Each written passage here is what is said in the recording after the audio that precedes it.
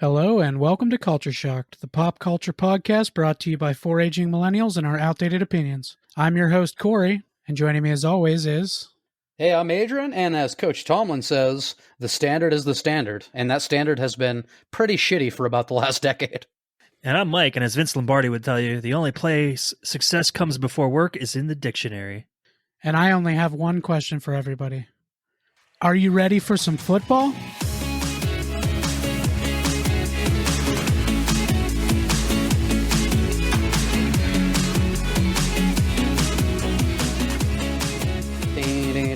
Oh, wait, no, our entrance music. Okay, so today we thought we'd do something a little different. Doug can't be with us, so we needed a three-man episode, and we're all pretty good with football right off the top of our heads. This is nothing new to any of us. We've talked about it for years. Figured why not record some of these thoughts this time and share them with you people. Let's monetize our thoughts. Also, when we were going back to the intro music, I love how I kept saying entrance music like we're fucking WWE superstars. Like, wait, that's not our entrance music. If you smell... Oh, wait. Hey, he was a football player, see? So I understand there's some kind of big game coming up. There's a big sports ball game coming up. I can't remember what it is. The World Series of I love poker? sports. It's something to do with a bowl. I don't know. Is there marijuana? Oh, the Rose Bowl. The Pro Bowl. Pro Bowl. Oh, the Pro Bowl. Okay. Is it where all the professionals like get together and they go bowling? Yeah, it's like it's pretty much the Big Lebowski. We're Kingpin with Woody Harrelson. Oh yeah. Wait, you guys want to talk about bowling movies? Oh hell. But actually, it's Super Bowl 61, right? Is that what we're on now? I think we're on 56. Is it 56? 56. Okay, yeah, you're right. Super Bowl. Sorry. So is that It where is like Super Bowl superheroes 56. go bowling? Exactly. Super Bowl. I like that.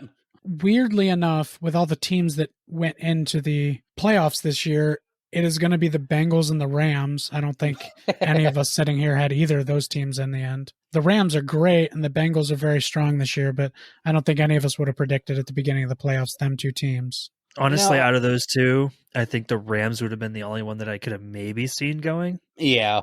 They had a really strong start, and I mean, throughout the season, they did really well. The Rams are loaded. Like they pretty much they had to go to the Super Bowl. Like they've given up their next 3 years of first round picks for this team. And I mean, alone, Cooper Kupp and Matt Stafford have taken this team to a whole new level, and I'm so happy that Matthew Stafford finally has a chance at a ring. He's been so consistent for so long, and he's slept on so much. People don't talk about him.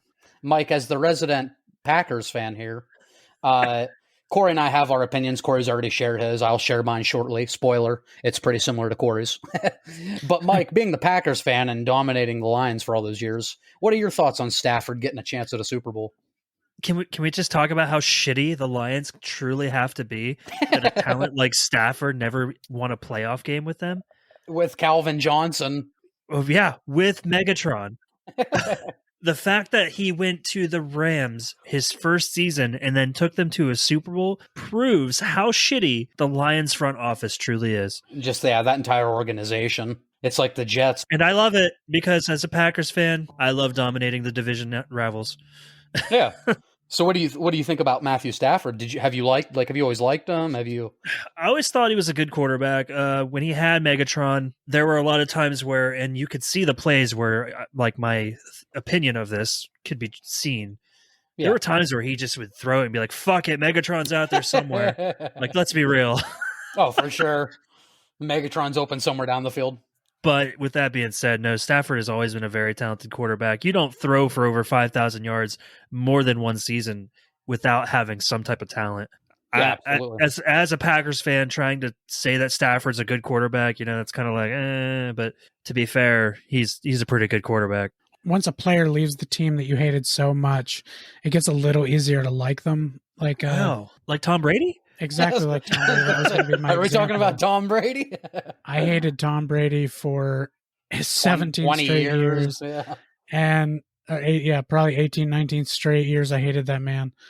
And he went to the Buccaneers, and day one, I was calling him GOAT. Like, it was day one. I was like, oh, he's definitely the greatest of all time. I hated Tom Brady so much that in 2008 I started a We Hate Tom Brady fan page on Facebook, and I had a lot of people in it.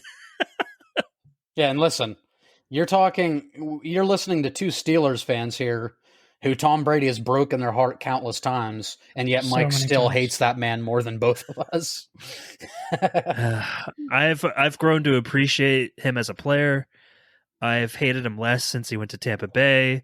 My hatred got refueled when he beat Green Bay last year in the NFC Championship. It took a couple months for me to let that go. And then, the season started back up and I was over it again because, hey, new football. Yeah. Wait, true or false? Aaron Rodgers had 4 downs inside the 10-yard line to tie that game up. I can neither confirm nor deny that. It's a good answer. True or false? Des Bryant caught that ball. Oh, that's a tough one. You really want to talk about that? Because I will. No, I always love bringing that up around you.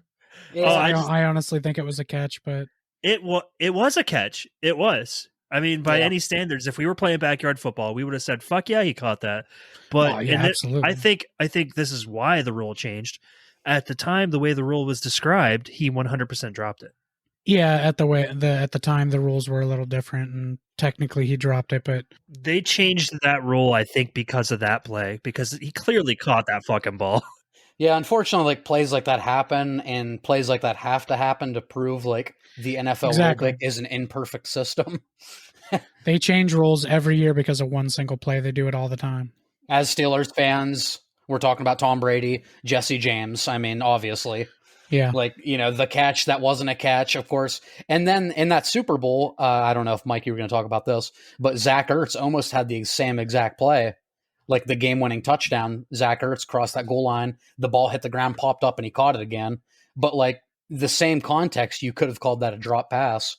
And I would have been so pissed off because I was rooting for the Eagles hard in that game. No, I was gonna talk about the shitty replacement rest calling Golden Tate's reception a touchdown when clearly it was intercepted beforehand. That was a bad couple of years.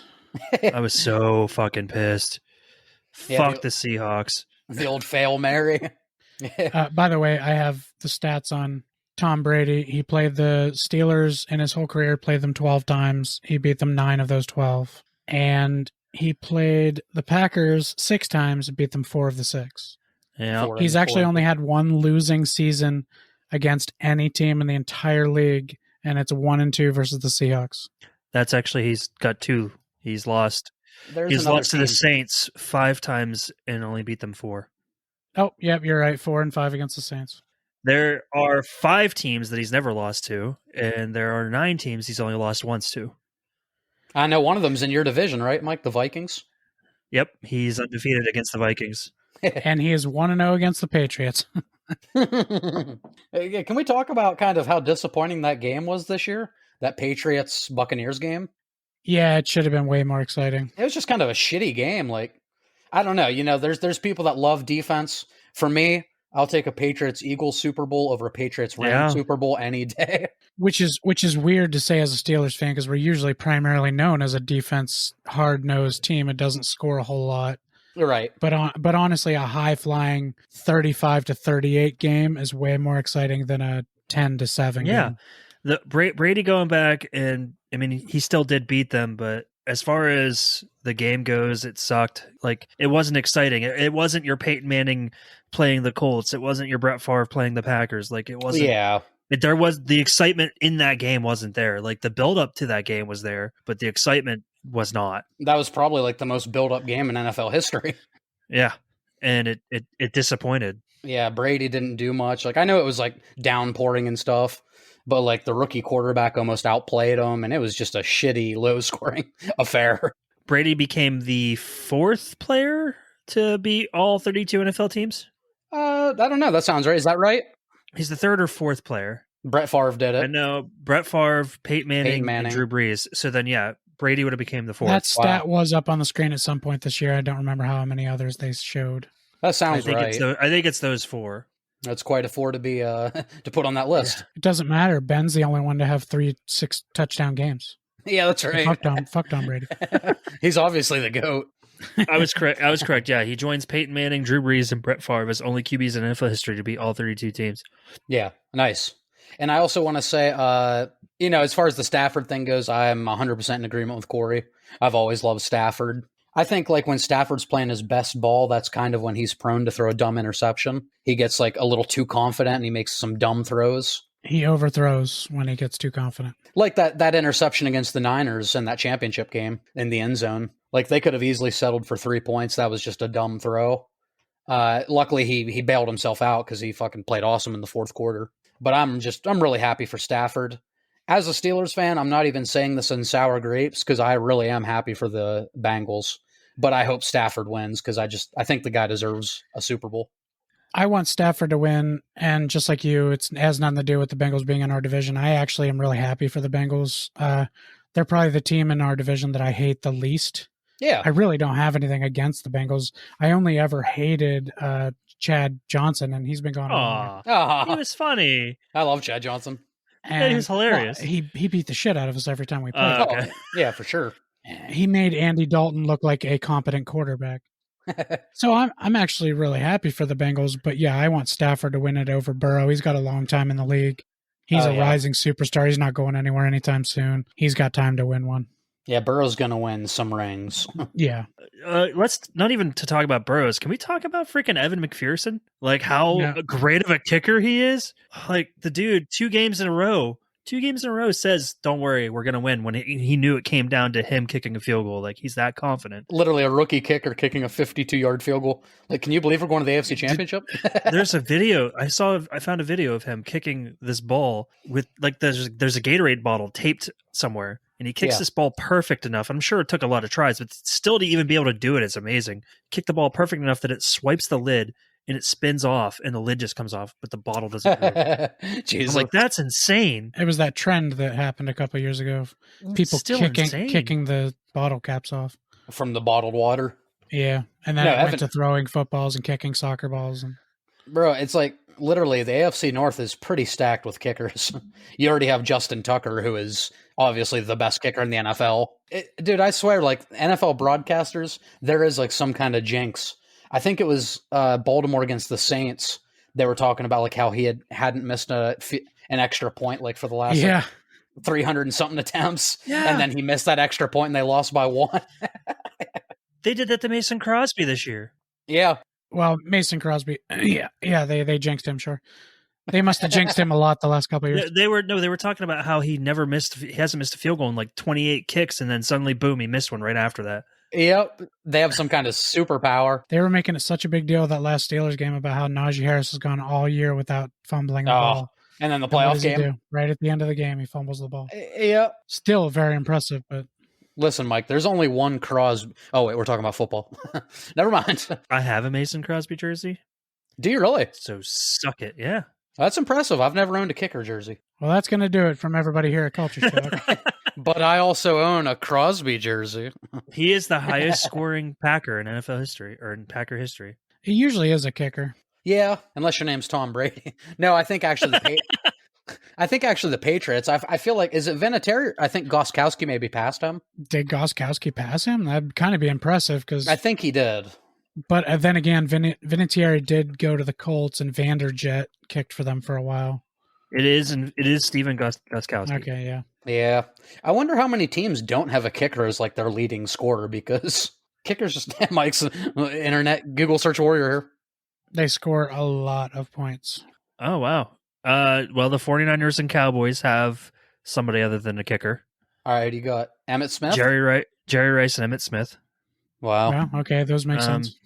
Goats in their own right. Oh, there'll never be a receiver better than Jerry Rice. Probably not.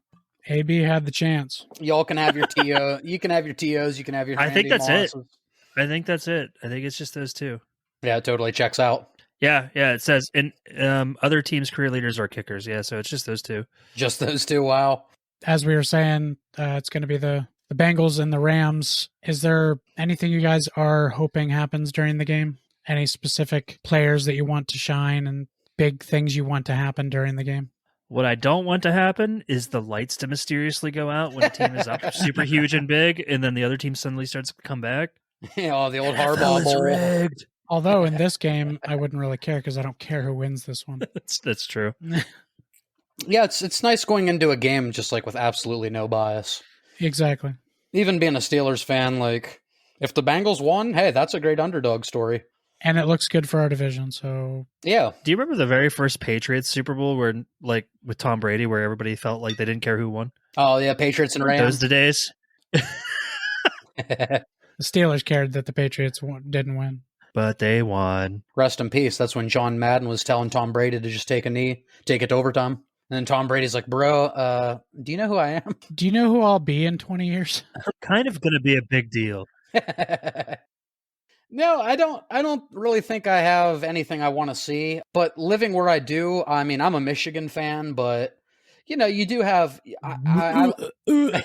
I live in Pittsburgh now. You know, you got a couple Pitt products here. You have Aaron Donald from the Rams, who is the second best defensive player in the league.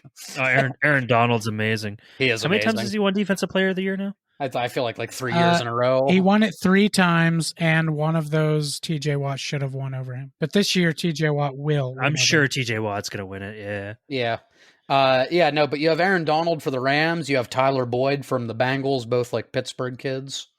But you know, I want to see a high scoring game. Like if anybody tells me that Patriots Rams game was entertaining, that Super Bowl, you're fucking lying. That game sucked ass. The most entertaining part of that Super Bowl was the commercials, and I'm pretty sure those sucked too. The commercials haven't been super great the last couple of years, honestly. Plus, it's stupid. They put the commercials out like 3 days before the Super Bowl online now. So you can see them all before the Super Bowl even happens. I don't see the point in that. Welcome to the world of Generation Z. I just don't get it. Back in our day. If you're going to pay $4 million to have your commercial shown during the Super Bowl, wouldn't you be a little bit pissed that it's shown online a couple days beforehand? Oh, for sure. You think they'd be pissed. Back in our day, you got to see some Janet Jackson booby.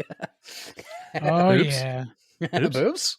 Seriously, boobs? No, but I just want to see like a good, 34-31 type of dramatic game. I want to see it come down to the last drive. Oh, it will. Yeah. And he said, oh, it will, because the NFL is rigged. Have you not? I mean, come on. Can we talk about the very last game of the regular season for a minute? Like, let's be real. If you don't tell me the NFL is rigged off of that, I don't know what the hell you're watching. Oh, that Chargers-Raiders game? Oh, if it ends in a tie, the Steelers won't make it in, but both teams will make it in regardless of who wins. And then the Chargers drive down the field and literally have a touchdown with 0 seconds on the clock.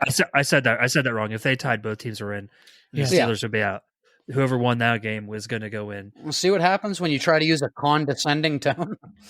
the drama in that game alone, the fact that it built up to that very last game, okay, a little coincidental. The fact that it went into overtime and there was a chance that they were going to let it end in a tie, rigged. Yeah, and not only did it go into overtime, the Chargers drove down the field at the end of the fourth quarter, and Herbert threw a touchdown with 0 seconds on the clock. Like, oh man. Well, hold on, wait, Corey, do you not think that football is rigged? Because you keep giving me a look. Well, I don't think football's really that rigged. I think that there have obviously been teams that get paid to lose games. I get that. That's actually come out. That head coach for the Dolphins who just got let go just came forward and said they gave him $100,000 a game to lose. He regrets taking it, but he's coming forward and letting people know that the owner of the Dolphins is a real dirtbag. He doesn't regret taking it. No, I wouldn't either. But he'll never have a head coaching job again. Was that Brian Flores?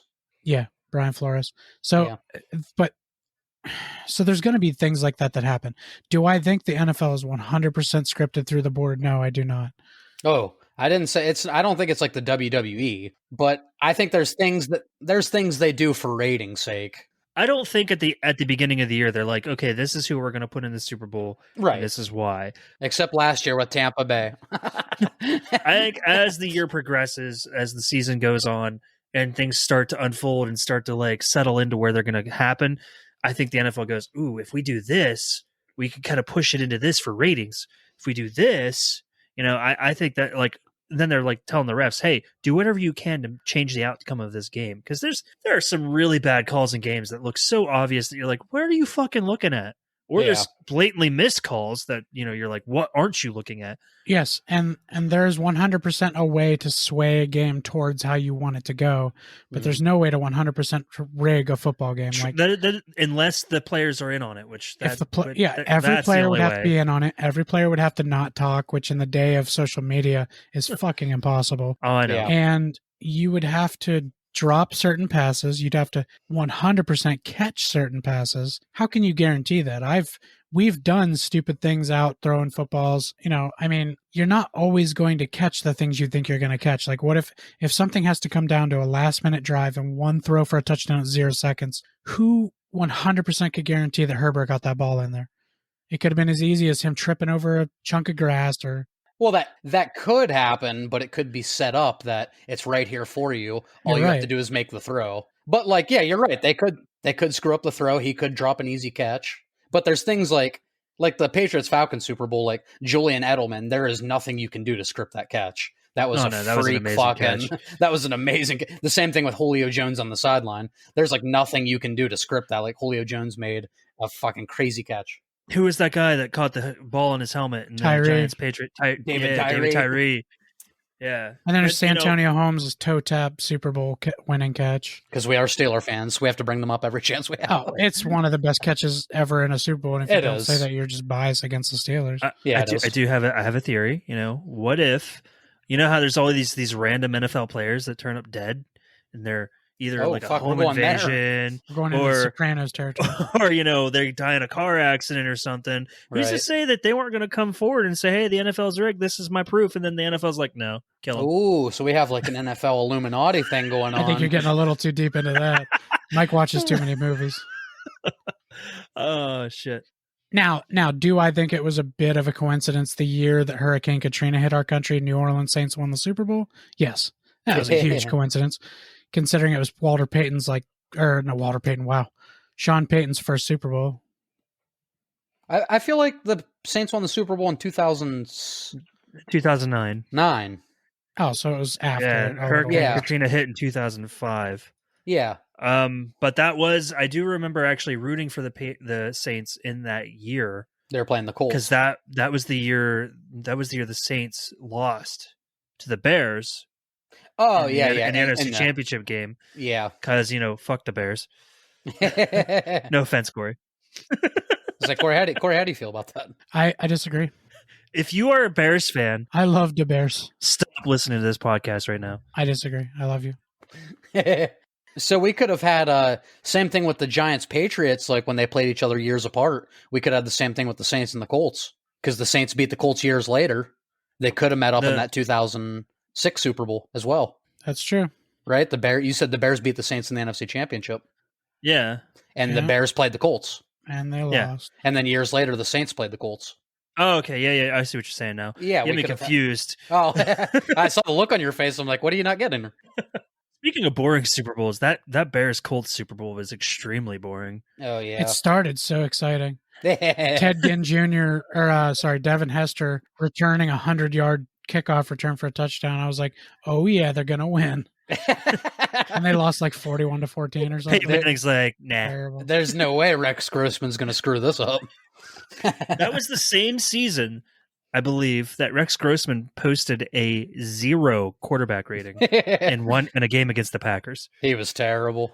It was not good. But we talked a little bit about Tom Brady. And listen, the three of us, none of us are the biggest Tom Brady guy, but he did just retire. Can we get a unanimous across the board here? He's the GOAT. He's the GOAT, right? I think it's safe to say that all three of us respect his talent. He's the greatest quarterback of all time. I'm not saying he's the greatest arm talent. He has the strongest or most accurate arm. Listen. Or the best spiral. Here's what I will give you. He is not the greatest quarterback of all time, but he is the greatest player of all time. The man has more Super Bowl rings than any other team in the NFL. There's absolutely no denying he's the best strategic football player to ever play the game. He makes the best decisions. He doesn't fuck up a lot. He plays the game the way it's meant to be played. Is he the best to ever sling the ball? Maybe not. Is he one of the most accurate players I've ever seen in my life, hands down. That man could put a dime like Aaron Rodgers, like any of the best. He can put a dime in the corner of the end zone with 3 defenders jumping at that ball. He's very, very good. Yeah, Tom, the same thing when you go into, and I'm not going to get into this here because this is a whole other debate, but the same thing when you get into the Michael Jordan versus LeBron kind of thing. Tom Brady has longevity. Same with LeBron. Tom Brady has been able to stay healthy for 20 plus years, and he owns every quarterback record. Do I think, like, even in his prime, was he the most natural arm talent? I think Aaron Rodgers has a better arm than Tom Brady. Yeah. But when it comes to clutch time, Tom Brady, there's nobody close to him. Like maybe Joe Montana back in the day. I don't think anybody in the league has more Hail Mary touchdowns than Aaron Rodgers. Yeah. That man somehow can hit a player from 70 yards on a Hail Mary while being tackled. Speaking of Matthew Stafford and the Lions, one of the very first one came against them. Yep. Was that it's his 33rd birthday or whatever? Yeah. Yeah. I can still hear the commentary on that. All because, and I will admit this, all because of a ghost face mask penalty. Yeah. Oh, yeah. I mean, and I don't blame the refs for throwing that flag because quick speed and the way that everything played out, it 100% looked like a face mask. Right. But you watch that in slow-mo, he doesn't. The way their heads rock sometimes, you do think it's a face mask. So. And his hand was right up there. Like, his finger does touch the face mask, but he never actually, grabs it or anything. Right. But other than that Hail Mary... That Hail Mary, it was amazing. But I want to get back to this here because I know it might not be I think it is the popular thing to talk about. But Tom Brady, will anybody ever get close to that? Like Super Bowls, 7 wins. Do you think anybody ever gets close to that again? Patrick Mahomes, Joe Burrow, somebody we don't even know yet that's 10 years old. I don't think in our lifetime we'll ever see somebody with 7 rings on their finger again. At least quarterback. Now, if you have a weird Robert Horry situation where he ended up with six NBA championship rings because he just happened to be on the right teams. Yes. Okay. But as the starting quarterback, starting running back, starting linebacker, no, I don't think anybody will ever have 7 rings. I think the wildest thing to me is that how many seasons did that man play in? 22? Yeah. 10 of those seasons he's in the Super Bowl. Yeah, almost half his career he spent in the Super Bowl. 10 of them. One of those seasons he was injured. So let's say he really only played for 21 seasons. Yeah. It's true. It makes it even more impressive. I don't care if you hate him, which I do. I don't care if you hate him. I don't care if you think somebody is better than him. He is the GOAT as far as an NFL football player goes. Yeah. So we all have the same opinion. He is the GOAT, but fuck Tom Brady. Yes. It puts me in shades of fucking Anchorman. God damn it, I hate you, Ron Burgundy, but god damn it, do I respect you. Pretty much. Fuck Tom Brady and the college he came out of. Hey, go blue. Honestly, though, once he went to Tampa Bay, my hatred for him wasn't nearly as bad as it used to be. It got cut in half completely. And then I actually kind of started to like him somewhat, watching him in interviews. Yeah. Because he was actually able to be himself. Playing for the Patriots, Bill Belichick won't let you be yourself really in interviews. No. You have to be like a robot in interviews. Belichick is a fucking dictator. Seeing Brady be himself and actually seeing who he was, you're like, oh, this guy's actually kind of cool. Yeah, absolutely. There's a reason he's friends with Ben Roethlisberger. He's friends with Aaron Rodgers. All those guys, they go to the Kentucky Derby together every year. It shows you after all these years, Belichick was the one. He's the fucking, he's Palpatine. He's toxic. Belichick can go fuck himself. Yeah. Yeah. When that relationship split, it wasn't that franchise, Tom Brady. I like Tom Brady all of a sudden. Like you guys said, I still wanted to see the Patriots fail miserably, but I'm like, hey, Brady, go do your fucking thing, man. Dude, watching the Patriots fail miserably without Brady was the best thing ever. It just showed how great Tom Brady truly is. He leaves that team and they're just a terrible mess. He goes to the Buccaneers, who were nothing real special, and he just made them a Super Bowl contending team automatically. Yeah, really all they did was they brought him in and Gronk, right? Yeah. They brought in Leonard Fournette too. Fournette. Yeah. Which Fournette was, he's a top 10 running back, but he's not like a healthy Derrick Henry. He's solid. As Steelers fans, we remember the one season that Fournette had 6 rushing touchdowns against us in a regular season game and the playoffs. That man was a beast. He was. They almost beat the Patriots. Yeah. They were up 20-10 in the fourth quarter. And then Tom Brady did what Tom Brady does. And then Tom Brady happened. I will say in the defense of, I know the Buccaneers were like the Succaneers. They were the joke of the NFL, but I think a lot of that was Jameis Winston because Really, that team was loaded. Winston threw just as many interceptions as he did touchdowns. He was not good. Didn't he do well for the Saints when he was in there? I mean, what do you mean this past year? Yeah, He did okay. Yeah, he was. I mean, better than he did than Tampa Bay. Jameis Winston Yeah. came into this league. He was supposed to be the new hotness. Yeah, And he had one pretty decent season. and that Heisman was winning it. quarterback. Yeah, Well, I mean, Cam Newton was supposed to be the hotness, and he was for a while. He we was saw for how a that while. turned. He was, but he did play in the Super Bowl once, I guess. Cam Newton was very exciting to watch at first. Cam Newton, he won the Heisman. He won the national championship. He won an NFL MVP. He got to a Super Bowl. I think Cam Newton is more exciting in his interviews and his outfits he wears. Him as a person, he's hilarious. Yeah, I love Cam Newton. He's I don't think he's ever prided himself on being the most accurate quarterback. He's just like an athletic freak. At 6'5", like 250 pounds, you shouldn't be that quick and agile. So Tom Brady and Aaron Rodgers aside, like from the newer, because really there's not many older quarterbacks left. Yeah. So this newer generation of quarterbacks, I guess even excluding Patrick Mahomes, because that's an obvious choice. Yeah. Who do you think is the most accurate quarterback in the league? Oh, it's a good question. I just want to say first and foremost, like I'm really excited for the future of the NFL. Oh no, Like me too. these young quarterbacks are fucking awesome. Like obviously I miss, we've been seeing the memes going around. I'm going to miss Brady and Ben and Drew Brees and Peyton and Rodgers whenever End he of an leaves. era, yeah. Rodgers will probably be done in like another 3 or 4 years. So yeah. Yeah, but these new guys, man, I'm excited for the future of the league. I think Josh Allen is probably the most accurate quarterback of the rest of them. I would say he's definitely incredible. He's, for me, as far as like players go right now, he's my favorite to watch. Me too. I love Josh Allen. That last game between him and Burrow slinging it back and forth was Him and Mahomes. goddamn incredible. My bad. Him and Mahomes slinging That it back Chiefs and forth. Bills game, that's That the was game of the beautiful. playoffs so far. And I think the only reason people are mad about the overtime rules is because how amazing that game was. That last like 2 minutes between them exchanging touchdowns. I think that is the only reason, because it was so exciting. Nobody wanted it to end. I have never more in my life said, "Oh, I think it's over now."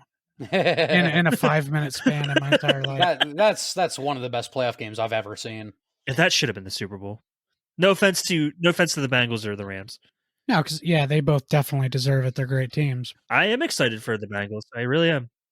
I am a huge Cooper Kupp fan. I don't know what it is about the guy. He's just electric. I want him to win the MVP of the Super Bowl. No, but so what did we say? Josh Allen, Mike, is that your answer as well? He's my most exciting to watch for Most sure. exciting. As far as accurate goes, that's a tough one. That's a really tough question. I know it's tough asking it, but I hate to jump on the popular pick, but I think I have to go with Joe Burrow. He honestly reminds me. I don't want to say his level of success, but he reminds me. He's very Brady-esque to me. Like he's very calm under pressure. I just feel like he has that. True. I feel like he has that clutch gene. If you watched him in LSU and you watch him now, I feel like the dude is so cool under pressure. LSU's not an easy school to play for with No. the pressure. Like, And Corey, as you know, Joe Burrow was an Ohio State quarterback, and he was. transferred. Yep, he transferred. And I don't like to talk about that. I would say Josh Allen's definitely more exciting to watch, but I think Justin Herbert's extremely I accurate. love Herbert as well. Yeah, Herbert's very, very good. Herbert to me, he is accurate, but he's definitely like out of the class. He's kind of like the gunslinger. Like I feel like he'll take the most chances down the field. Maybe that's why I like him, because I always like that kind of quarterback. But he unfortunately plays for the Chargers. And they have a curse on their team. I feel like Herbert's a gunslinger. Joe Burrow's very like more calculated, and then Josh Allen is just so multidimensional. That's why I used to like Baker Mayfield, but he's kind of Yeah, I feel like he's fallen apart. Like he's too hard nosed. He's more cocky than he is good, which is never a good thing. literally he's falling apart. This season he had like a bad ankle, a bad shoulder, a bad knee. Like I think it's okay for a player to be cocky if they back. Oh yeah, and he did, but then now he's not. They gave this poor kid everything to work with his first couple of years with that team. They poured everything they had into that kid getting weapons, and he played so hard trying to use those weapons, and they just didn't make it, and I think it kind of hurt him a little bit. And I honestly think OBJ right now with the Rams is showing what happens when he has a good quarterback. Like Baker Mayfield does not know how to read a defense. Yep. OBJ was open so many times with the Browns. That's, I mean, you remember Richard Sherman? Remember how cocky he used to be? Oh, yeah. Oh, yeah. Like, he's another case where he used to be able to back that up, but he's not nearly as good as he See used what to be. happens when you try me with a sorry receiver like Crabtree. I mean, Rodgers is another one of those guys that's like, a lot of people hate him because he's cocky, but I'm like, his on the field work proves itself. He can back it up. Yeah, he definitely backs it up in the regular season. Yeah, absolutely. And then the playoffs happen. Please come to Pittsburgh. Something happens, and you're like, I mean, aside from 2010 when they were underdogs, I think that's he doesn't do well being favored. That season doesn't exist. I don't know what you're talking about. Oh, right. Yeah, that season never happened. Right. Steelers beat the Cardinals, and we haven't been to a Super Bowl since. Speaking of that season, let's talk about the other big man retiring this year. Oh, yeah. It's not all about Brady. We had to get that out of the way because he is probably the greatest of all time. Blah, blah, blah, blah, blah. But as Steelers fans, can we talk about the man who retired first and then got overshadowed by Brady's retirement? Troy Polamalu. Oh, wait, what are we talking about? Cordell Stewart. No. Yeah, that's right. Big Ben Roethlisberger. Oh, yeah. Respect, man. I would dare to say in 5 years, if Ben ends up being a first ballot Hall of Famer, which, I mean, I hope he is. I think he's in his first year eligibility. He won 2 Super Bowls. Yeah. He's going to be first. He's going to be first ballot. Won 2 Super Bowls, went to 3. I mean, the Hall of Fame Twitter tweeted right away, "See you in Canton," as soon as he retired. 5th all time in passing yards, 8th in touchdowns. Like, yeah, he deserves to be first ballot. The only thing that could keep him out of first ballot is if they only take one quarterback, because Brady will be eligible the same year. I don't think they'll do that. They won't. It is kind of BS. Here's the thing that upsets me the most about Brady retiring the same year Ben did. Yeah, is that nobody's going to care about Ben when he gets inducted, because he's going to get inducted at the same time. Nobody, unless you're a Steelers fan, nobody's going to be watching that ceremony going, "I can't wait to hear Ben Roethlisberger speak." That's true. I understand what you're saying there. I'm going to go out on a limb here and say with the Steeler faithful, because obviously the fans travel well, just like Packers fans. I think we're going to see just as much black and gold there that day as we do Tom Brady jerseys. For sure. I mean, that's the biggest fan bases in the NFL are Pittsburgh #1, Plus, Green Bay #2. I'm not. Right.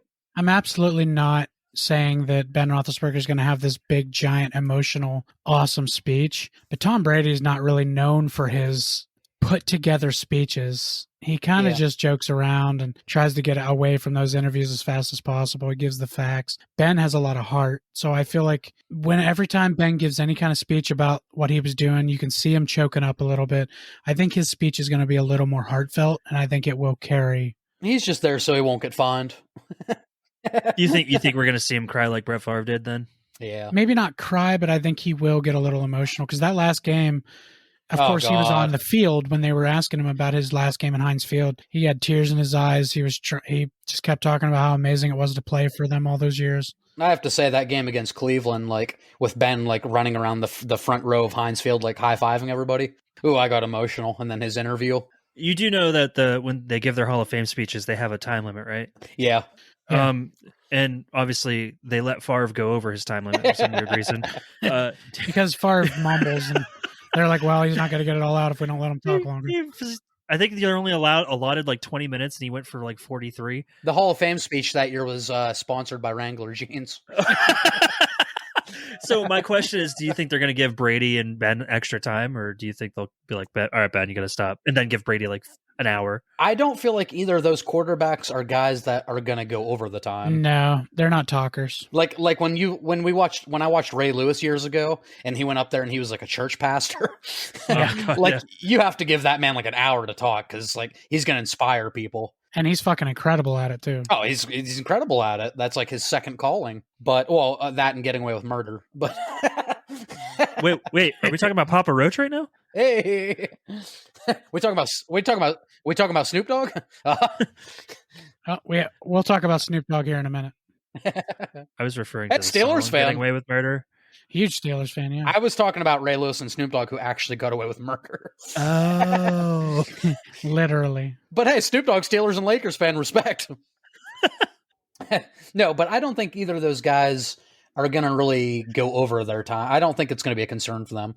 I feel like if anything, they'll be cut short. Like Ben will be like, all right, I'm done. I said what I have to say. I'm done. All right, I'm about to cry. We're over this. Yeah, exactly. Nobody's going to listen to this episode is going to give as much a shit as I am about the Steelers because they get a lot of hate. But Whoa, I do also the biggest fan base. The biggest fan base, but who knows if our listeners, that's true. Yeah, well, true. We have a guy in Germany. He doesn't give a shit. We love you, by the way. Yeah, we love you, Germany. You have no idea how much we talk about you. What if he's a Steelers fan? That'd be awesome. That'd be great. Please send us a picture on Twitter or our email of you in a Steelers shirt. Now that he found out that you guys are Steelers fans, he's going to stop listening. Unsubscribe. He's a Patriots fan. Fuck Tom Brady. But what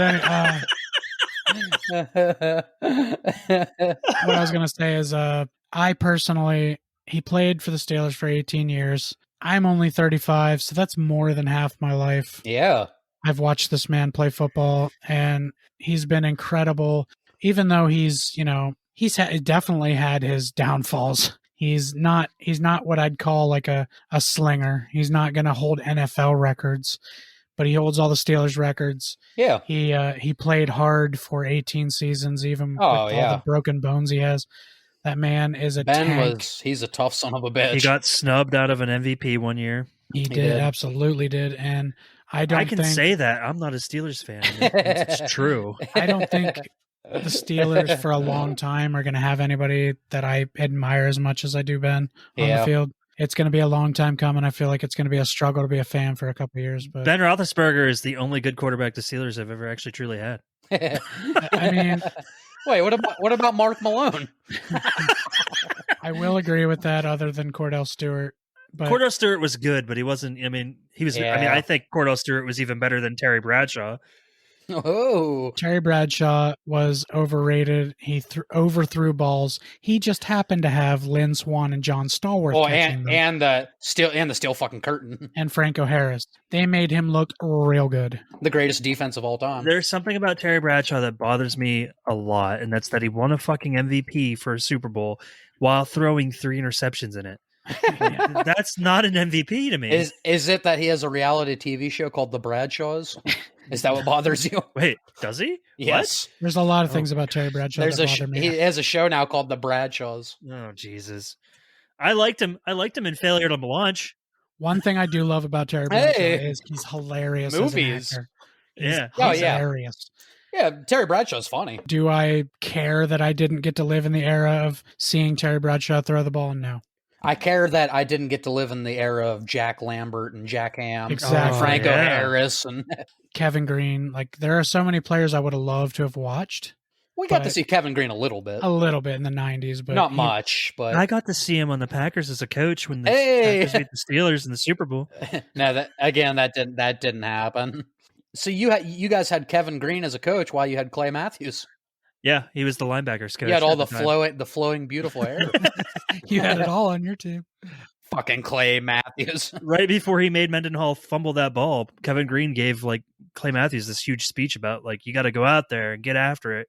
He said, "You can't have my hair and not make a play."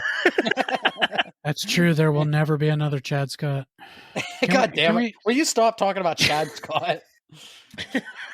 Corey loves Chad Scott. For the listeners, there was this safety back in the day for the Steelers, Chad Scott. He had the coolest gloves. He had the coolest gloves in the world, and he could keep up with any receiver, but his hands were absolute shit. He couldn't do anything. Couldn't do anything right. So he was like Ike Taylor. I literally watched him. Except he couldn't cover. I literally watched him run past a receiver. He ran past a receiver, and that receiver caught the ball. He overran the receiver. He was so bad. If we're talking about obscure Steeler safeties, let's talk about Mike Logan. That dude is a beast. There were good ones. There were good ones. Mine's a joke, obviously, but number 32 in his jersey and number 1 in my heart. I love Chad Scott. But what I will say, going back to Ben, I think what is so unique about him is obviously he made his living going out of the pocket, scrambling out of the pocket, extending plays, which, when he was younger, he was like the hardest guy in the NFL to take down. I don't think there's a linebacker in the world that played in the 2000s that wouldn't say Ben was the hardest quarterback to bring down. Yeah. And the strangest part is he wasn't overly fast. He was never quick. No, he wasn't quote unquote like athletic. He was never fast. Yeah, he was smart. Like you said, he knew, like, I don't know how many times I watched him break like 3 tackles in the pocket and then get the ball out. And you're like, holy shit. Of course, like that iconic play with Terrell Suggs where Ben just kept like pushing him off and threw it away. Like any other quarterback would have been dead to rights in the pocket. Ben like pushed him away for like the whole time. He got like 5 yards out of the pocket and then just threw it away. You have your Houdinis like Rodgers, and then you got your fucking Hulks. You got your Hulks like Ben. Yeah. Like, all right, you could touch me, but I ain't going down. But what I want to say about like what I respect about Ben is I don't see many quarterbacks who are able to completely change their style of play. Like a little over halfway through Ben's career, he became more of like a pocket passer. He did. Like get rid of the ball in 2-3 seconds. He had to be. He had to be. He got slower. He was easier to tackle. He had to learn how to change his game. And then a couple of years ago, he realized he's even getting slower, and he changed to a quick passer. Yeah. He was dumping it off a lot, and it was more on the receivers to do great. But I'm wondering if, that didn't have a lot to do with when he had Le'Veon Bell, because, dude, oh yeah, Le'Veon Bell is one of the best receiving running backs that the league had ever seen at that time. If only the 3 Bs hadn't gotten crazy and gotten greedy, we probably would have won a Super Bowl with them.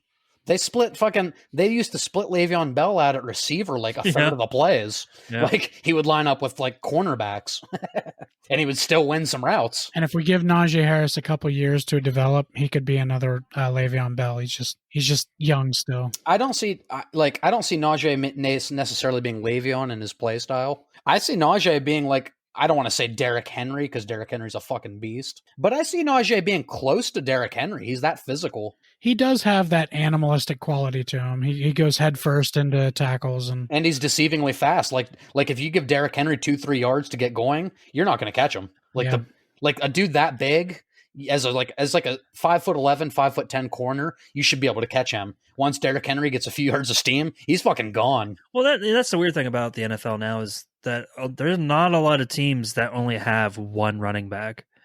Like the fact that the Titans have just Derrick Henry pretty much. Yeah, it's kind of an outdated offense. Like even the Steelers, they've relied on Harris more than they relied on anybody else. Yeah, Harris got like 90% of our snaps. Yeah, absolutely. But like, you got the Packers. They used Aaron Jones for you got your quick guy, and then they have AJ Dillon, who's like the freaking the beast. Tank. Just tank, like plows through people. That's kind of the route that most teams are going now. Is like we got a guy.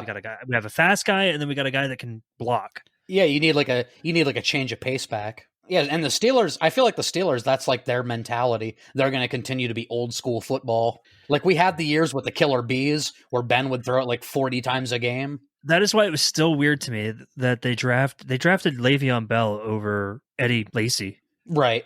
It obviously turned out better for Pittsburgh, but at the time, at the time, Eddie Lacy was a far more Pittsburgh type running back. Oh, for sure he was. So a new hot button topic that everybody seems to be talking about: the Washington football team picked their new team, the Washington Commanders. Any thoughts on that really horrible college team name? That was my opinion, by the way. Doesn't sound like there's any bias in that answer at all. I'll let you guys go first. I don't think it sucks. It's not the greatest name. I mean, it's definitely a lot better than calling them the Washington football team. Agreed. Yes, I'll give you that. All those poor bastards that bought memorabilia that says the football team. If any of you listen to Pat McAfee's podcast at all, I love Pat McAfee. The thing that he said about him, kind of controversial, not very nice to say, so I'm not going to actually repeat it. Yeah. If anybody wants to hear what it's like to live day to day with a true Pittsburgher, listen to the Pat McAfee podcast. He is so fucking Pittsburgh. It's hilarious to listen to. There could have easily been better names that they chose. I don't know why Commanders is what they went with. I feel like I'm about to watch the XFL. No, I agree with Mike about like the XFL. Actually, that's a pretty good sentiment. We've talked about this off podcast, and I understand there would be maybe confusion. I always like the Washington Warriors. I thought like right away that's what they should go with because it kind of plays on the like Native American culture. I still think it respects the Native American culture without calling them Redskins. I suppose that's true, actually. Washington Warriors, I think, just kind of works perfectly, and I think it goes together smoothly. Washington Commanders, But Adrian, does it make more sense than the Golden State Warriors? Come on. Hey, that's true. They probably would have been better off with like something like the Washington Generals. I think Generals would have been better than Commanders. Yeah, I like Generals. Yeah, that's not too bad, but that's completely taking it away from the Native Americans completely. Which is why I like the Warriors. Yeah, but Commanders is taking it away from that's the whole reason that they did this in the first place, isn't it? Because they were trying to get away from that. Isn't inherently just a American military word. What's the logo look like, though? I don't think it has anything to do with a Native American. Well, no, but neither did Washington football team. I think they're sticking with the W, like the football team. Really? I think. At least I haven't seen like a definitive logo yet. I haven't seen anything but the W. And the W is very create a team on Madden. It's not very good. All right, so here's a good question. And is it still the W, Mike? Mike, say something for the podcast. It looks awful. It looks awful. But I will give them this one thing.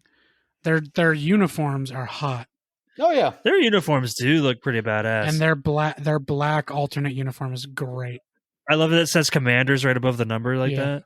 I'm going to throw something spontaneous on you guys.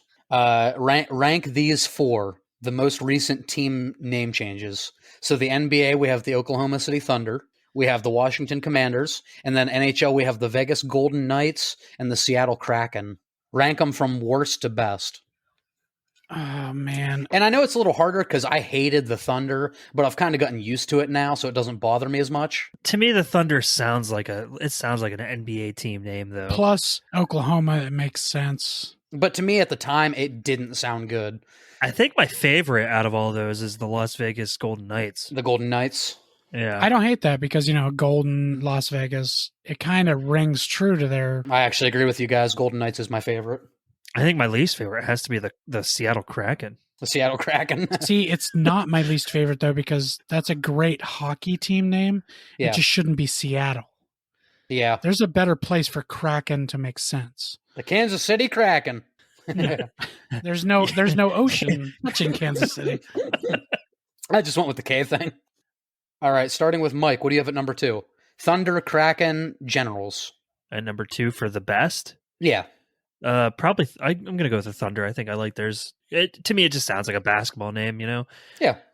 Thunder. I never hated the Thunder. I actually liked it from the beginning. God damn it! This has ended up being a boring list. I agree with that as well. So, are we all 3 at number 3? Generals? No, Commanders. Generals would have been a better name. Wait, what did I say? You said Generals. Oh, I'm sorry. Do we all 3 agree with Commanders over Kraken? No, because I like Kraken for a hockey team. Okay. So that's where mine differs. I prefer the Commanders over the Kraken. And it's not that I have an issue with the Kraken. I just don't think it flows. Like Corey said, Seattle Kraken just sounds weird to me. Seattle's bad, but the name Kraken for a hockey team, I think, rings. What about the Tampa Bay Kraken? That sounds better. But they're the Tampa Bay Lightning? Yes. Hey, look at you. Back-to-back Stanley Cup champions going for a 3-peat. Thunder and Lightning. Hey, here's the Thunder and the Lightning. Isn't that a song? We're doing the wrong things here. That's the worst Imagine Dragons song. We're going to get copyright strike. But then Doug's going to be like, no, you can't get a copyright strike if you sing it. I know, Doug. God. Freaking idiot. Just let me have this, Doug. We were just talking about Napoleon Dynamite the other day. I love that movie. But anyway, that was pretty much all the football topics I wanted to cover. Who you guys got in the Pro Bowl? Who gives a shit, right? Do they still even do it by conference, or is it like a draft? Yes, it's still by conference, and they got rid of the only thing I liked about the Pro Bowl, and that was the skills weekend. Those are fun. That was the only thing I liked about it.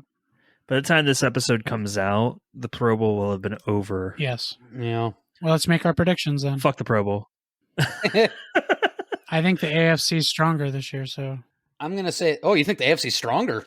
Well, sorry, stronger than they've been in years. I think the AFC was stronger years ago. I think the NFC recently is the conference. Well, yes, they've been stronger for years, but AFC is stronger this year than they've been in years. I think the NFC still takes it. You know what? I take that back. Matt LaFleur's coaching the NFC team. They're going to lose. any game within playoff time is even the Pro Bowl. I'm going to say the NFC wins a nail biter 27-24, in which both teams don't give a shit. Matt LaFleur is going to be like, this is what it's like to not have a diva for a quarterback. Yeah. Oh. I love you, Aaron, but you are a diva. Wait, is Aaron Rodgers not in the Pro Bowl, or is he electing not to play? He backed out, so Kirk Cousins is now in the Pro Bowl. So is Tom Brady not playing either, I assume? I would assume not. Does Tom Brady ever play in Pro Bowls? He used to when he was young. Okay. He won the skills challenge over Ben the one year. Back before he became Tom Brady, you know. Yeah, exactly. When he didn't have to do those kind of things. Yeah, back when people would say his name, people would say, "Oh, Tom Brady," but now people are like, "Tom Brady." Do you know who beat Ben Roethlisberger and Tom Brady at the skills challenge in 2006? I believe it was. Oh God, who? Jake Delhomme. Oh God, that shows you how little the Pro Bowls matter. Yeah. Jake Delhomme. You ain't fucking sure talking did. about no Jake Delhomme. You talking about Jake fucking Delhomme? Delhomme. Wait, 2006, was he still with the Panthers? Where was he at that time? Yes, he was with the Panthers. Wasn't that the year they made the Super Bowl? No, that was 2004 Yeah, and they because lost. the Patriots played the Panthers. That's right. No, 2003. 2004 was the Patriots Eagles. Oh my God. Yeah, 2003 was Panthers Patriots, Patriots Eagles, Steelers, Seahawks. 2006 would have been that was the Colts Bears. Yeah, it's the Colts Bears. Yeah. Don't do me like that. Exactly. Don't do me. This Super Bowl, I saw somebody on FanDuel. Like I follow like this sports betting page because I have a problem. But I follow this sports. So you're betting an page. alcoholic and a gambler. He was holding up a beer for everyone. You know, some people call me the Midnight Cowboy. Nobody calls you that. Nobody calls you that. I call Midnight Cowboy. No, but I'm following this sports betting page, and somebody had a $20 bonus that they used. They predicted the Bengals to beat the Chiefs 27-24, and the Rams to beat the Niners 20-17. Their $20 turned into $579,000 Man. on a $20 free bet. What am I doing with my life? You know what the crazy thing is about that? Is neither one of those bets are like weird scores. Yeah, it's not like a crazy. There was a safety in the middle of that. Yeah, it's not like a kind of score. 19-16 kind of game or something. That guy just 27-24. got really lucky. Got really lucky. That's fucking crazy. Why is it a guy? That's all gambling is. What? Why is it a guy? Why can't I? That person got really lucky. I apologize. I just wanted to be a dick. Why does it have to be a person? Why does it have to be a Very person? You're right. It was an alien. It was a horse. They don't like to be called that. So out of our current batch of quarterbacks, who do you think's going to have the most playoff success in their career? Josh Allen. You see him getting like multiple Super Bowls? I don't know. I mean, he plays for the Bills, so maybe that's cursed. The Maybe they'll never curse. win one. But You see Josh Allen having more success than Mahomes? I think you're going to be surprised to see that. I think Mahomes is on a spiral. I don't think he's going to be as good as people think he actually is. I mean, I understand what you're saying, but I only say that because the expectations for him are like fucking, he's going to be the greatest of all time by far. Oh, yeah, everybody's calling him the next Tom Brady, and I really don't believe that that's going to be it.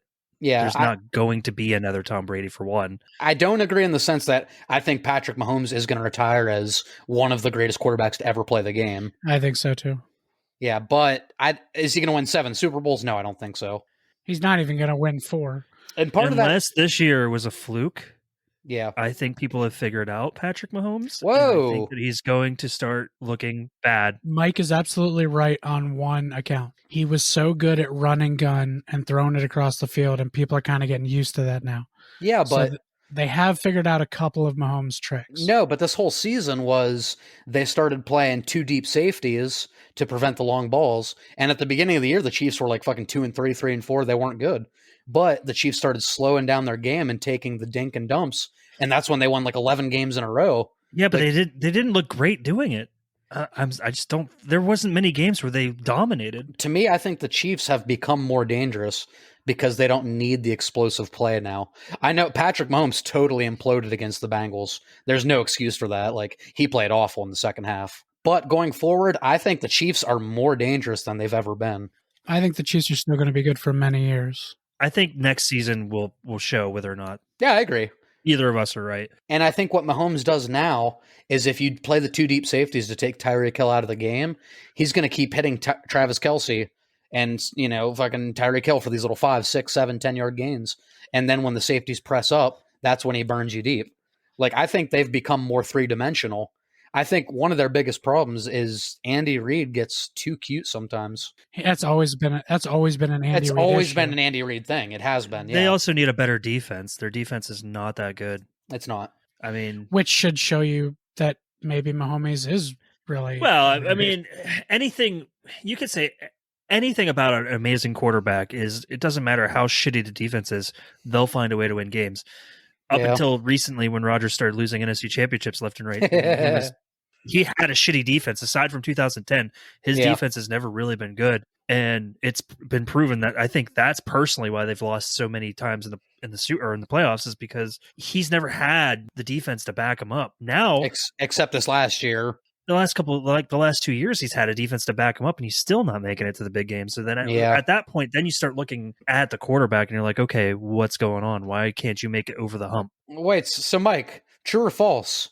Matthew Stafford and Joe Burrow have now played in as many Super Bowls as Aaron Rodgers. Well, not yet, but Sunday. False, because they haven't played yet. Sunday, the 13th. The 13th, the day before Valentine's Day. Not even Stafford. He's a veteran. True or false? After Sunday the 13th, the second year Joe Burrow has played in as many Super Bowls as Aaron Rodgers. Obviously true. But that could be said about a lot of people. I was going to say, to be fair, Joe Burrow may never play in another Super Bowl in his career. Huh? You never know. He might. Didn't Joe Namath, Joe Montana, and Joe Burrow make it their second year? I believe so. It's something to do with the name Joe. Yeah, I thought I read something about that, actually. And Joe Flacco had one of the best playoff performances in history, like throughout his fucking Ravens. That is true. Fuck Joe Flacco. But one of the biggest things I've ever been wrong about when it comes to football was Joe Flacco. When the Ravens got him, and I've seen him play, I made a statement that said Joe Flacco will never win a Super Bowl. And I was dead wrong. And Joe Flacco had one of the best runs in history. I'll hand it to him. Good for you, Joe. You won a Super Bowl, and then your career went to shit right after. But wasn't that in Ray Lewis's last season?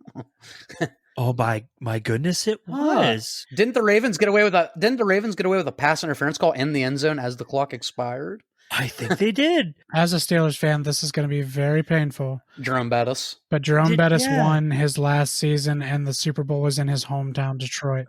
Yep. Huh. So that was a little... Who won the Super Bowl after 9/11? The Patriots. The Patriots. And didn't the Yankees who before that weren't really that great? All right. Enough about our conspiracy theories. The NFL's rigged. I even thought the Steelers-Packers Super Bowl was kind of odd, considering they thought that the players were going to go on strike. So they're like, well, if this is going to be the last season, let's make it, the two most historic franchises in the league. What I hated was living in Pennsylvania when everybody's like, oh, we're going to fucking blow the Packers out. I'm like, y'all don't know Aaron Rodgers. Like, the kid's different. That year... And of course, Corey's like, God damn it, he's talking about the Packers still. Well, we're talking about Steelers back. We're talking about a Super Bowl. But no, that year, Green Bay was the 6th seed, and they were. I think that's why a lot of people counted him out for one. Right. And Rodgers wasn't really Rodgers yet. He was starting to develop into what he is now. Like, because that following season was his MVP year, where he freaking blew everybody away with stats. They went 15-1 that year. The Eagles had a chance to beat them in that game, but then Vic threw an interception at the end. Yep. Going to Riley Cooper, I believe. They decimated the Falcons, and then Rodgers almost lost to Caleb Haney. Yeah. Oh, that's right. Was that with Jay Cutler riding his little bike? That's when Jay Cutler said, "Fuck this, I'm out because I'm going to lose because I'm Jay Cutler." Dude, I have to say, like, a part of me always loved Jay Cutler because he was always like, "Fuck this." His I don't give a shit attitude. He was probably the only Bears person I've ever liked. Yeah, I always liked Jay. Do you know who didn't like Jay Cutler? Bears fans. I know. Dude, there was a meme when Jay Cutler signed for like another 6 years or something with the Bears. It was like all Packers fans, and they're all like, yeah. Just Jay Cutler, I don't think ever beat the Packers as a Bear quarterback. Wow. But in retrospect, comparing him to Rex Grossman and Kyle Orton, Bears fans would probably kiss Jay Cutler's feet. Jay Cutler was a great quarterback, just not against Green Bay. Yeah. Yeah, he just wasn't consistent enough, but when Jay Cutler was good, like, he couldn't miss. Yeah, when he was good, he'd throw for 450 yards and 5 touchdowns. But when he Yep. was bad, but then the very next game playing a worse team, Yep. he'd throw 3 picks. Yep. There was a montage that got shared of Jay Cutler's interceptions just against Green Bay alone. Oh, hold on. Jay Cutler has beat the Packers twice in his career. Oh, ever as a Bear? I don't know if it's while he was a Bear Or a as a Bronco. Bronco, but he's 2-10 against the Packers. Okay. That's good. That's solid. That's so. Says a Bears fan. Top 12. It's just to the surprise of virtually no Bears fan, only one quarterback has thrown for at least 10 touchdowns while wearing a Bears uniform in games against the Packers. That honor goes to Jay Cutler, who also threw 22 interceptions Oh in God. 12 career games. He had a 2-10 record in rivalry contests against Green Bay. So I don't think it's even including his. I don't even think it's including his time with Denver in that. So you're telling me there's a chance? That's why I said 22 interceptions. There was like a montage of all of them. It was great. But on to this Super Bowl. This Super Bowl. What do we think? We can get back to the game and finish it off with what we want in the game. Yeah, that's fine. I want to talk real quick about the halftime show. This might be the most exciting halftime show that I've been ready for many, many years. I haven't been excited about a halftime show until this year for probably 10 years. Are either of you excited about this halftime show? I'm so 100% excited. As a non-rap fan, I'm really only excited for Eminem. But you have to respect it's all these legends together. Oh no, and that's what the NFL's been doing this for a while. Aside from who was it? Was it Lady Gaga last Lady year? Gaga. They've been doing bringing in the older generations for the halftime shows ever since Janet Jackson's Booby. Okay, so obviously we've already talked. Oh, Corey, I just got what you meant earlier when you said we'll talk about Snoop Dogg later. Yes. But I'm probably the only one that's excited for. Obviously, Corey, we're probably both excited for Dr. Dre, Snoop Dogg, Eminem. But I'm probably the only one that's excited for Kendrick Lamar. No, I am too. Oh, you like Kendrick Lamar? He's very good. I like some of his stuff. Oh, do you? Wow. Yeah. Okay, podcast listeners, this is fucking blowing me away. More than anything that was said tonight, I love Kendrick Lamar. I love J. Cole and Juice WRLD. And I have multiple Kendrick Lamar songs on my phone. I like them. No, holy shit. As an aging millennial, it's going to sound weird, but I think today's music and within the last 3 years, yeah, I think it's taken a turn for the better. I think music is starting to get good again. Yeah, there was the dark times. I call it the 2010s. It was awful. It's rough. which Kendrick Lamar was around during those times. Yeah, it's just music was not good. I don't know how else to put it. I want to bring up maybe the biggest deal about this halftime show, though, is Mary J. Blige. Coming out of almost retirement to do this. Right. He hasn't been doing stuff in a while. I mean, wouldn't you? Hell yeah, I would. That to sing with Eminem, Snoop Dogg, Kendrick Lamar, and Dr. Dre, I'd come out of any kind of retirement I was in. Absolutely. I don't care if it was a coma in the hospital in the ICU. I would come back from that to sing with those guys. Why? Because I've been in the lab with a pen and a pad trying to get this damn label off. Oh, sorry. I mean, I am, and obviously, like I said, I am very excited about Kendrick Lamar. It'll be nice to see Mary J. Blige back, but to have Eminem, Dre, and Snoop together, that was a whole era of music. My question is, what songs are they going to be able to sing though? No, there's plenty of songs they can sing. 90% of their songs not appropriate for children. Well, the good thing about the halftime show is they don't sing whole songs. Yeah. So they can take That's cuts true. from everybody's songs. Because there's going to be 5 of them, it's easy to cut together something. Do you remember when they used to sing whole songs for the halftime show? Yeah. Oh, yeah. Yeah, like when NSYNC and Aerosmith sang together. Yeah, right? Oh, God. Ugh. I'm pretty sure the Janet Jackson, Justin Timberlake one, they sang full songs. Yeah, they did the whole "Have You Naked" by the end of this song. And he did. He did, in fact, have her naked by the end of that song. Was Prince? Prince was the last one I think that they did of full songs in. Which the man deserves it. I mean, I'm not 100% sure if the halftime show last year they did full songs because I wasn't really listening. I didn't even watch. Wait, It was J-Lo and Shakira, and I could not focus. Wait, J-Lo and Shakira were wait, on you the couldn't. stage? Wait, Well, Corey, that's could you not focus for? I'm not going to comment any further, but there were reasons I could not focus on the music. It was those young ladies did great. I'll just say if Eminem, Snoop, and Dr. Dre don't at least do "Forgot About Dre" and "Gin and Juice," I will be very upset. Gin and juice would probably complete my childhood if they did that on stage at the halftime show. Laid back. And I Sipping don't on care. Gin and juice. I don't care what this generation thinks of it. I want that to happen. Oh, yeah. This halftime show is not for you. I'm sorry. I hate to tell you that. This halftime If show you're is not for a us. millennial or older, don't listen to this podcast. I disagree. I love y'all. Listen, when I'm not talking about Kendrick Lamar or J. Cole or Childish Gambino, I'm talking about some of these other rappers today. They're my millennials coming out. That's not fucking rap. If you want to hear rap, watch the halftime show. That will be rap. But Childish Gambino he blows me away. I love I Childish thought you were Gambino. saying, okay. No. Yeah, I like him. He's in my category with Kendrick and J. Cole. Who would have thought Donald Glover would come out and blow people away with his voice? That kid is so fucking talented. He's a stand-up comedian, an actor, and a rapper. And he's great at all of them. He is. Lando Calrissian. That's him. Yes, that's right. Lando Calrissian, the That is rapper. my knowledge. That is my knowledge of Danny Glover. Do you know? Wait, did you say Danny Glover? He's too old for this shit. They need to have Danny Glover open for Donald Glover and be like, start the rap and be like, I'm too old for this shit. That would be hilarious. That would be. And then Donald Glover comes out. Here's an embarrassing admission. For way longer than I'm comfortable admitting, I thought Donald Glover was Danny Glover's son. Oh, really? I thought they kind of look similar.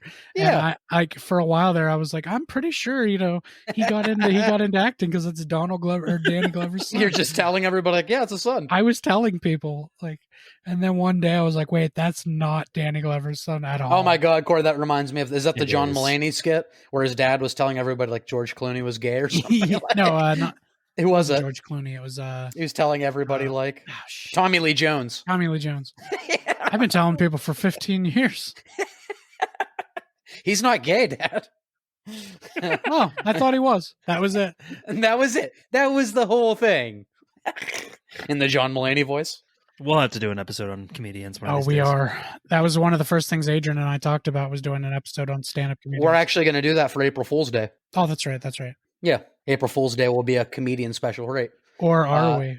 Or I don't know how the calendar works out. April Fool's, let's see, April 1st is on a Friday. So we'll probably put it out the Monday on the 4th, like right after. So our April Fool's Day episode's actually going to be like, all right, we're going to talk about comedians, and then it's just going to be an hour and a half of silence. Hey, but yeah, actually we record on Fridays. So And then at the very end, we're going to be like, April Fools. you son of a bitch. But really, can we talk about comedians? Because that would be a lot more fun.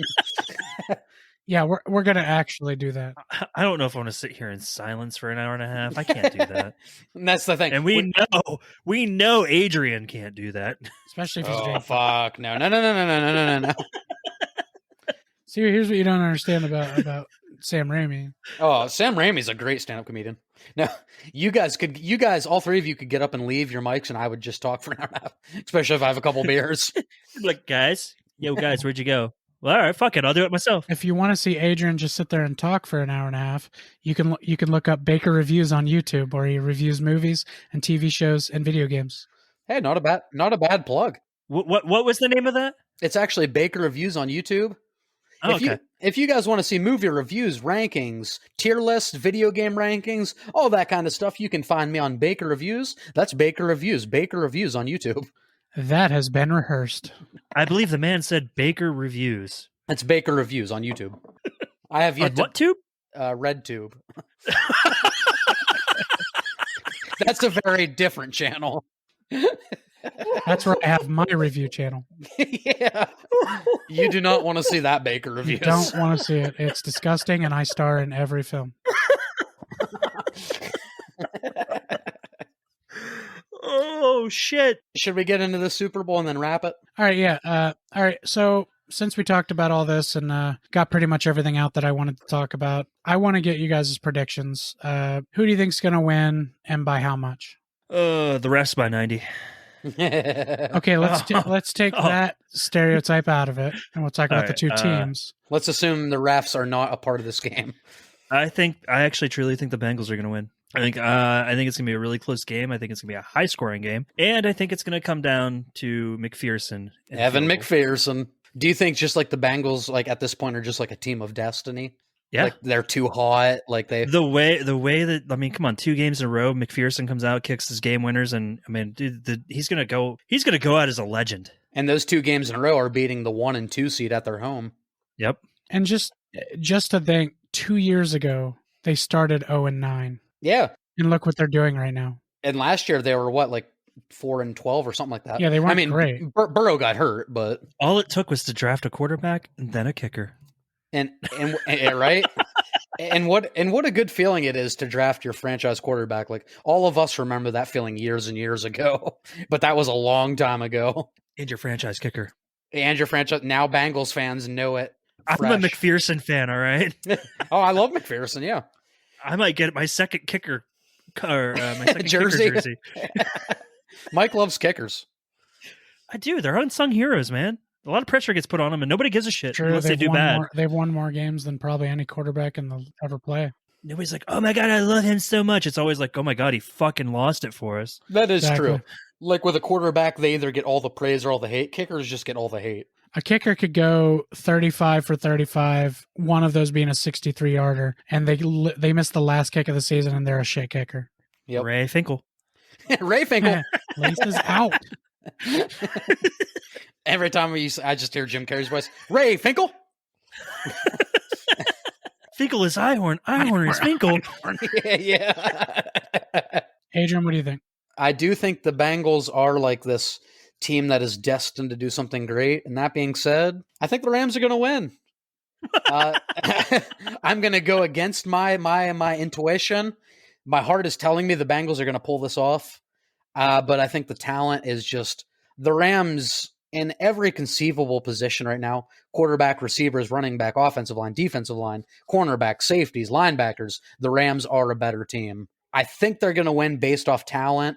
I would be so happy for Stafford if that's the case. Hell, I'd even be happy for OBJ. If Matthew Stafford said he was retiring this season, Rams would win by 20. That's true. But I'm going to say the Rams 34-31. And the Rams kicker actually comes up big instead of McPherson. Not saying McPherson misses any field goals, but the Rams drive the field at the end and win the game. You son of a bitch. Matthew Stafford, Super Bowl MVP, gets what he deserves, and he starts getting put in the Hall of Fame conversation, as he also deserves. I'm going to narrow this whole game down to one word, and that is hungry. And the Rams are hungry. They're playing like they want this. They're playing like they deserve this because so many guys on that team do. Get Aaron Donald a Super Bowl. Get Aaron Donald a fucking Super Bowl. Get Stafford a Super Bowl. And don't forget, Von Miller's been there before, and he fucking ate on Cam Newton. So let's see if he can do the same to Joe Burrow. I think so many guys on that team deserve this Super Bowl, deserve this feeling. And I do, Adrian, you're right. This 100% puts Stafford already was and probably going to be a Hall of Famer at some point. Winning this Super Bowl puts him a lot closer to getting it faster. Absolutely. When you really break his years down, he's been so consistent. Even when the Lions sucked, he was very good. And he deserves this win. And I think the Rams are going to pull it off because they're hungry. And the Bengals are destined to do great things.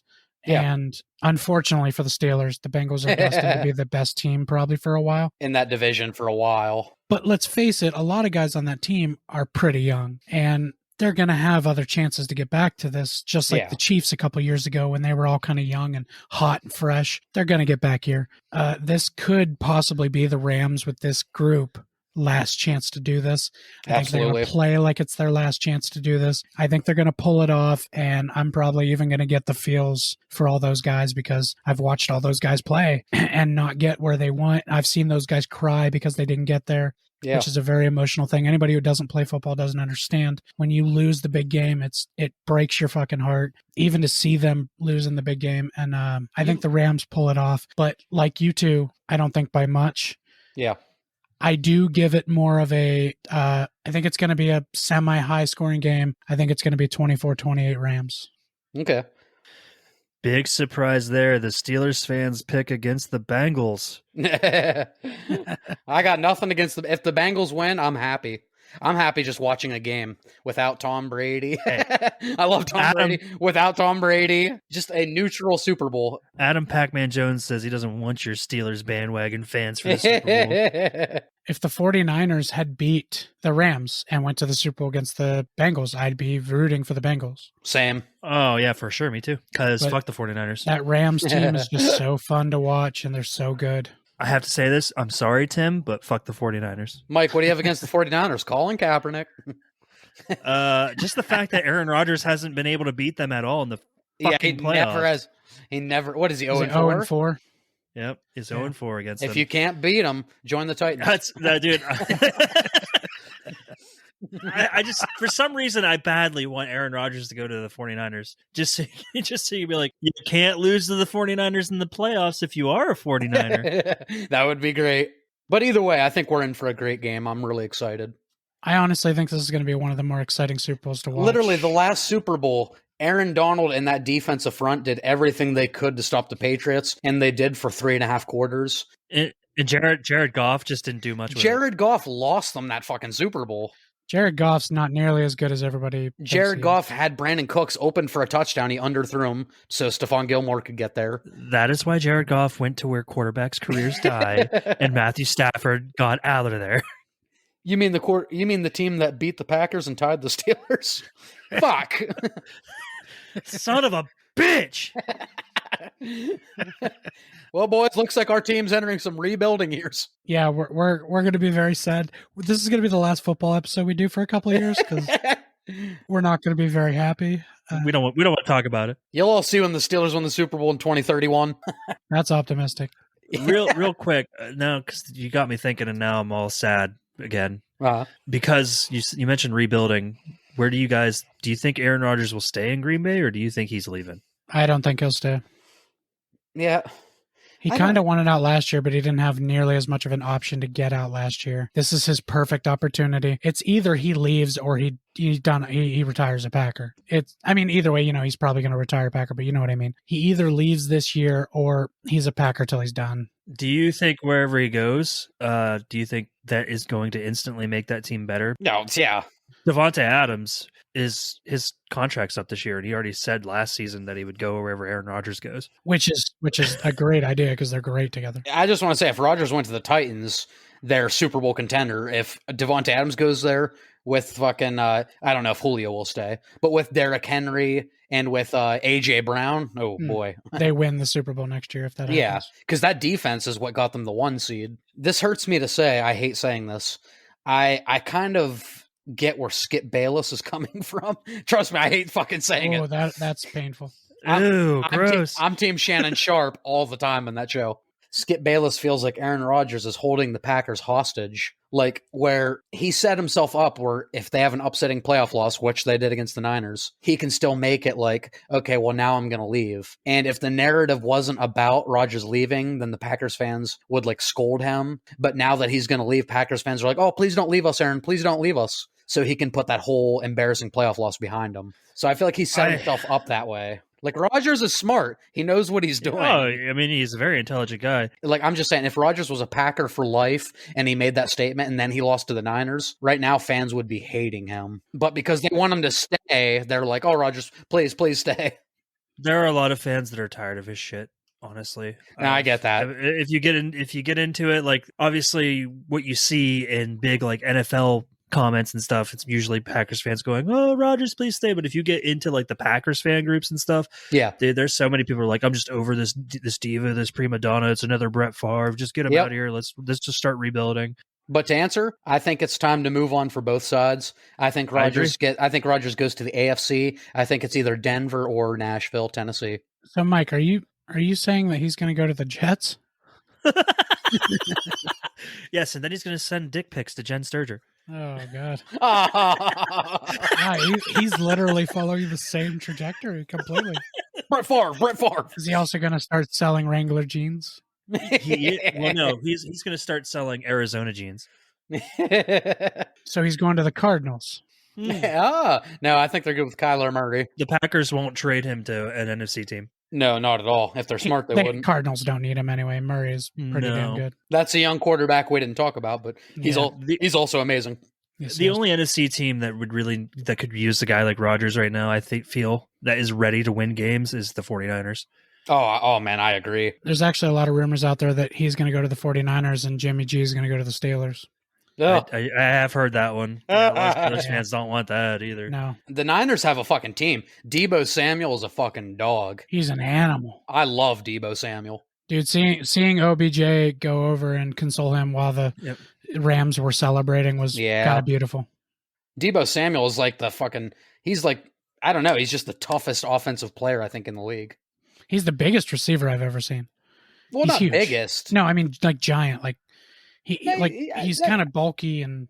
Well, yeah, I mean he's no like Calvin Johnson or Randy Moss. Well, okay, sorry, yeah, Randy Moss was kind of a twig. No, but I mean big. Like Randy Moss was like 6'4", 6'5". Oh, I don't mean tall. I mean thick. Like that boy could hit somebody. No, but I think Debo Samuel's just a fucking dog. Like he's like a defensive player on offense. Yeah, that's what I'm saying. Yeah.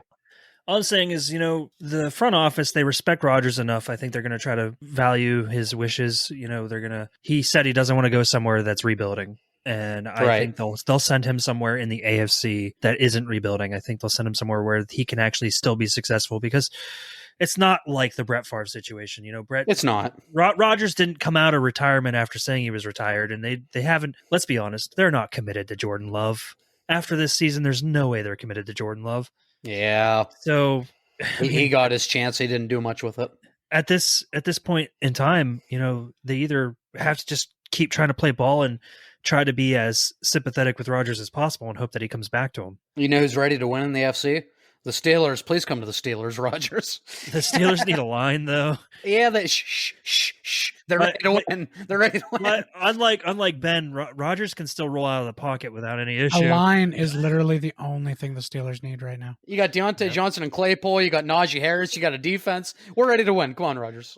We literally only need a quick release quarterback, somebody who can get the ball down that field. Could you imagine Rodgers and Devontae Adams on the Steelers? Ooh. Yes, I can. I imagine it every day. Corey, as a Bears fan as well, how would you go from hating Aaron Rodgers to liking Aaron Rodgers? Like, I've never hated Aaron Rodgers, honestly. Really? Even as a Bears fan, every time he beat us, I'd be like, "You son of a bitch!" I love Aaron Rodgers. He's never bothered me, even when he was destroying the Bears. Because let's face it, I'm not naive enough to think the Bears have ever been something fucking phenomenal. Yeah. Even the year they made the Super Bowl, I didn't really believe in them. I was just a huge Devin Hester fan. Devin Hester's awesome. I bought his orange jersey. Like I spent $150 on that jersey. I hung it up. I only wore it during game days. I loved Devin and Hester. I really thought it was going to be your year when Devin Hester returned to kick in the Super Bowl. Me too, man. And then Ted Ginn returned to kick for Ohio State, and they both lost. Both teams lost. Hey, football, huh? Football, yeah. It never lets us down, and it doesn't make us sad. Hold on, Corey. I know it'll cheer you up. Yes. After we're done with this episode, you need to watch Jaws. Yes. That will not cheer me up. Jaws really teaches you everything you need to know about football and life. It also teaches you how to get over your loss of anything. I certainly would have to get over the loss of an hour and a half watching that garbage ass movie. Again. I can't believe of all the movies in the world, Jaws is what you go after. I hate it. Anything Jaws and Chevy Chase.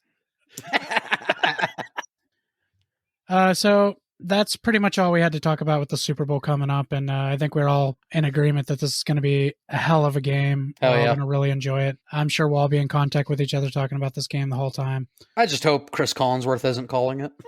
He is. He is. Oh, no. Get Tony Romo in there. And I've never said those words in my life, but yes, get Tony Romo. I have never said this, but I want to see Tony Romo in a Super Bowl. My brother informed me that Chris Collinsworth will be announcing this game. Okay, so there is one unfortunate part of the Super Bowl this year is Chris Collinsworth is calling it. I will say Chris Collinsworth deserves it. Being a Bengal, this is his time to shine. Okay, so we need Chris Collinsworth and Boomer Esiason doing it.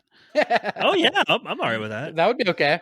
And maybe Kurt Warner. He does it too. Fuck it. Yeah. Throw Kurt Warner in there. What's this? My brother said that he was upset that they didn't let Boomer Esiason give them the trophy because he was there. That's true. Yeah, he probably should. He's like, it would have made more sense for him to do it instead of Jim It Nantz. totally would have.